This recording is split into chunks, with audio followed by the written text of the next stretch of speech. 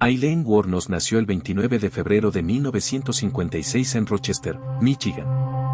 A simple vista, era una mujer invisible, prostituta en carreteras de Florida, frágil, desprotegida. Pero entre 1989 y 1990, 7 hombres que la contrataron terminaron muertos. Su versión inicial fue clara: todos la violaron o intentaron violarla, y ella se defendió. Aunque luego abandonó esa narrativa. El patrón psicológico se forja mucho antes. Su abuelo Laurie la abusó física y sexualmente durante su infancia en Troy, Michigan. Su padre, Leo Pittman, un pederasta recluido en hospitales psiquiátricos, se ahorcó en una cárcel de Kansas en 1969. Su madre, Diane, la abandonó en 1960 cuando tenía 4 años.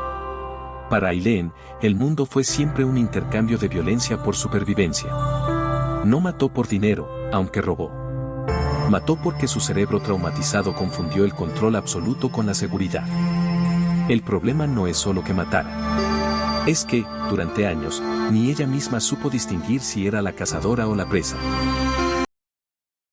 Entre 1989 y 1990, Aileen recorría las autopistas de Florida ejerciendo la prostitución.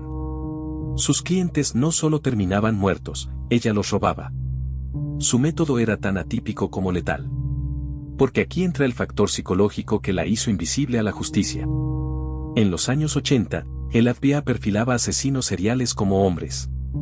Una mujer, además prostituta y con apariencia de víctima, no encajaba en el algoritmo. Operaba sola, sin cómplices, y utilizaba un arma de fuego, algo estadísticamente raro en asesinas. Los cuerpos aparecían en distintas regiones, lo que dispersaba las investigaciones. Pero la clave no es el arma, es el porqué.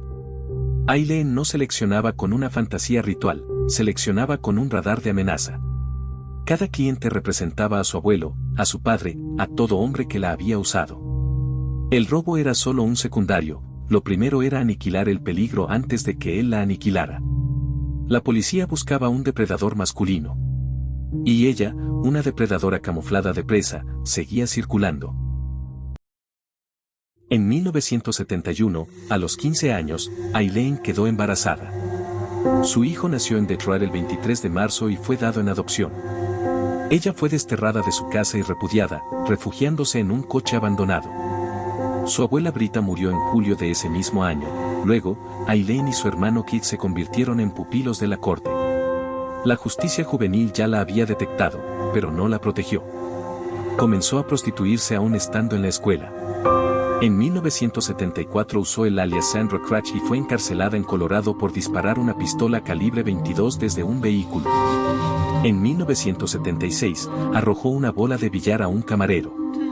Pagó una multa de $105 con el seguro de $10,000 que cobró tras la muerte de Keith por cáncer de esófago. Cada violencia era un ensayo. El sistema solo veía una delincuente, no una niña replicando el abuso que aprendió en casa. Cuando llegó a Florida, su mente ya no pedía ayuda, pedía justicia por su propia mano. Y nadie supo ver que la justicia que ella buscaba era la de una ejecución. En 1992, el estado de Florida la condenó a muerte por 6 de los 7 asesinatos. Durante el juicio, Aileen abandonó por completo la versión de la defensa propia. Ya no decía que la habían violado. Eso cambia todo desde el punto de vista criminológico.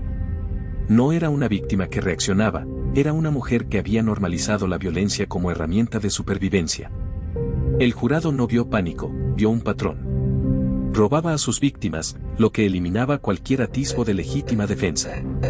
Pero aquí está la paradoja: si la justicia la hubiera protegido cuando su abuelo Laurie la azotaba con cinturones y abusaba de ella, si la corte hubiera intervenido antes de que prostituirse fuera su único sustento, ¿habría aprendido otra forma de existir? La condena a muerte no cerró un ciclo de violencia, solo lo legitimó desde el Estado. Pasó más de 10 años en el corredor de la muerte. Y en ese tiempo, la pregunta no era si moriría, sino si al final confesaría lo que su mente aún ocultaba.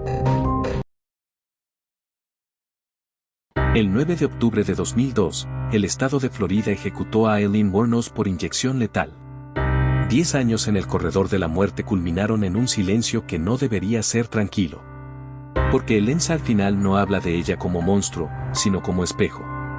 Aileen era la rara excepción estadística, una asesina serial mujer. Pero su rareza no es genética, es sistémica. Su abuelo abusó, su madre abandonó, la corte la institucionalizó, y la sociedad la expulsó a un coche abandonado antes de los 16. El trauma no la hizo matar, le enseñó que matar era lógico. Cuando confesó que sus víctimas no la violaron, no estaba mintiendo al jurado, estaba admitiendo que ya no distinguía el abuso real de la amenaza inventada. La paradoja del inicio se cierra aquí. No era ni cazadora ni presa. Era una niña que aprendió a sobrevivir luchando en un campo de batalla que, años después, se convirtió en carretera de Florida. El verdadero monstruo no mató 7 hombres. El verdadero monstruo la crió.